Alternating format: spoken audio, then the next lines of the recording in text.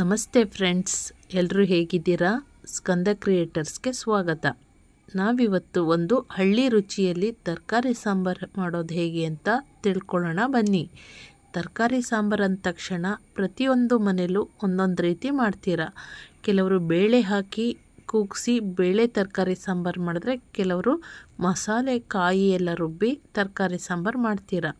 ಆದರೆ ನಾನು ಮಾಡ್ತಾ ಇರೋ ಈ ತರಕಾರಿ ಸಾಂಬಾರಲ್ಲಿ ನಾನು ಬೇಳೆನೂ ಕೂಡ ಉಪಯೋಗಿಸಿದ್ದೀನಿ, ಸ್ವಲ್ಪ ಕಾಯಿ ಮಸಾಲೆನೂ ಕೂಡ ಉಪಯೋಗಿಸಿ ತರಕಾರಿ ಸಾಂಬಾರು ಮಾಡ್ತಾಯಿದ್ದೀನಿ.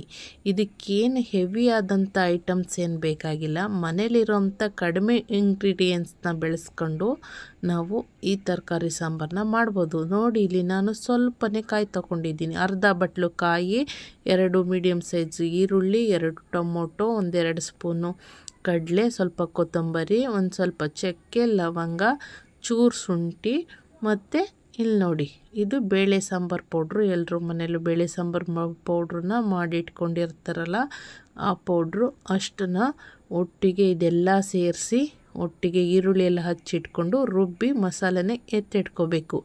ಇಲ್ಲಿ ನಾನು ತರಕಾರಿನ ಆಲ್ರೆಡಿ ಈ ಥರ ಪೀಸ್ ಮಾಡಿ ಕುಯ್ಕೊಂಡು ನೋಡಿ, ಚಿಕ್ಕ ಚಿಕ್ಕ ಪೀಸ್ ಮಾಡಿಲ್ಲ, ಉದ್ದದ್ದು ಪೀಸ್ ಮಾಡಿ ಹಾಕ್ಕೊಂಡಿದ್ದೀನಿ.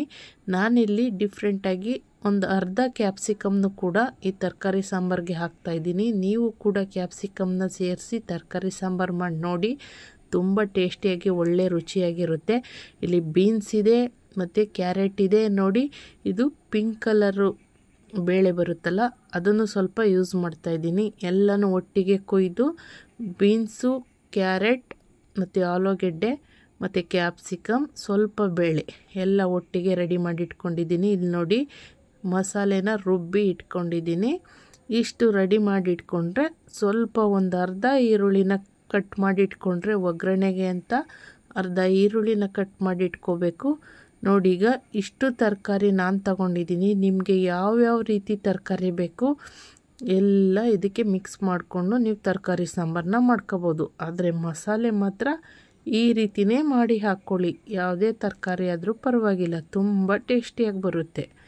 ಈ ತರಕಾರಿನ ನಾವು 3 ಜನ ಇರೋದ್ರಿಂದ ಸ್ವಲ್ಪನೇ ತೊಗೊಂಡಿದ್ದೀನಿ.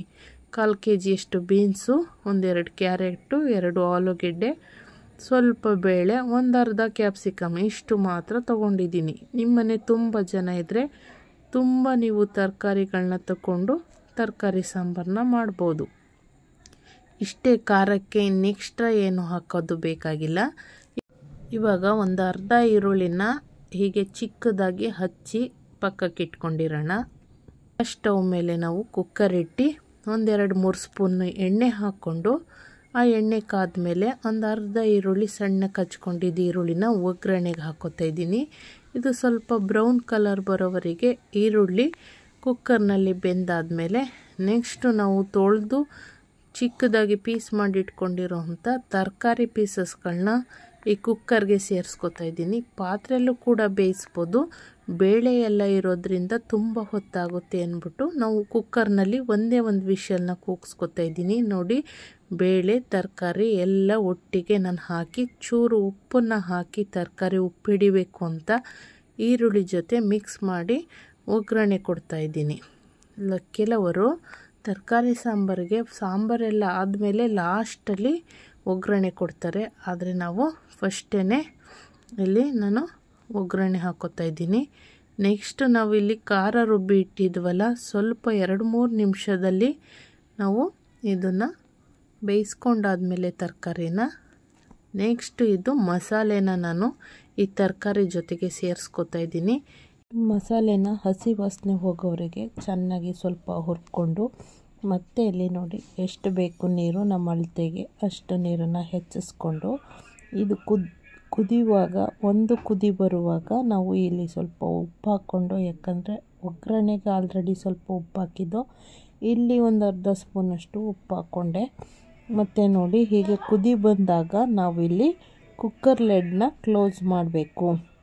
ನೆಕ್ಸ್ಟು ಒಂದೇ ಒಂದು ವಿಷಲ್ನ ಕುಕ್ಕರ್ನಲ್ಲಿ ಕೂಗಿಸಿ ಈ ತರಕಾರಿ ಸಾಂಬಾರು ಆದಮೇಲೆ ನಾನು ಇದನ್ನು ಒಂದು ಪಾತ್ರೆಗೆ, ಅಂದರೆ ಮಣ್ಣಿನ ಮಡಿಕೆಗೆ ನಾನು ಈ ಸಾಂಬಾರನ್ನ ಬಸ್ಕೊತಾ ಇದ್ದೀನಿ. ಮಣ್ಣಿನ ಮಡಿಕೆಯಲ್ಲಿ ಸಾಂಬಾರನ್ನ ಕುದಿಸ್ಕೊಂಡು ಊಟ ಮಾಡ್ತಾಯಿದ್ರೆ ಅದ್ರ ಫ್ಲೇವರೇ ಬೇರೆ, ಸೂಪರಾಗಿರುತ್ತೆ ನೋಡಿ. ತರಕಾರಿ ಸಾಂಬಾರು ಎಷ್ಟು ಘಮ ಘಮ ಅಂತ ಪರಿಮಳ ಬರ್ತಾ ಇದೆ ಅಂದರೆ ಸೂಪರಾಗಿದೆ. ನೀವು ಕೂಡ ಹೀಗೊಂದು ಸಲ ಟ್ರೈ ಮಾಡಿ, ತುಂಬ ಚೆನ್ನಾಗಿ ಬಂದಿದೆ. ಇದ್ರ ಜೊತೆ ಕಾಂಬಿನೇಷನ್ ಆಗಿ ನೋಡಿ, ನಾವು ಬಿಸಿ ಬಿಸಿ ರಾಗಿ ಮುದ್ದೆ ಮಾಡ್ಕೊಂಡಿದ್ದೋ, ಸೂಪರಾಗಿತ್ತು. ಮುದ್ದೆ ಮತ್ತು ತರಕಾರಿ ಸಾಂಬಾರು ಸಖತ್ತಾಗಿತ್ತು ಫ್ರೆಂಡ್ಸ್. ನಾನಿವತ್ತು ನಮ್ಮ ಹಳ್ಳಿಲಿ ಮಾಡೋವಂಥ ತರಕಾರಿ ಸಾಂಬಾರನ್ನ ನಿಮಗೆ ಮಾಡಿ ತೋರಿಸಿದ್ದೀನಿ ಫ್ರೆಂಡ್ಸ್. ನಾನು ಮಾಡಿರೋ ರೆಸಿಪಿ ನಿಮ್ಗೆ ಇಷ್ಟ ಆಗಿದ್ರೆ ಒಂದು ಲೈಕ್ ಮಾಡಿ, ಕಮೆಂಟ್ ಮಾಡಿ, ಸಪೋರ್ಟ್ ಮಾಡಿ. ಥ್ಯಾಂಕ್ ಯು, ಧನ್ಯವಾದಗಳು. ಎಲ್ರಿಗೂ ಶುಭವಾಗಲಿ.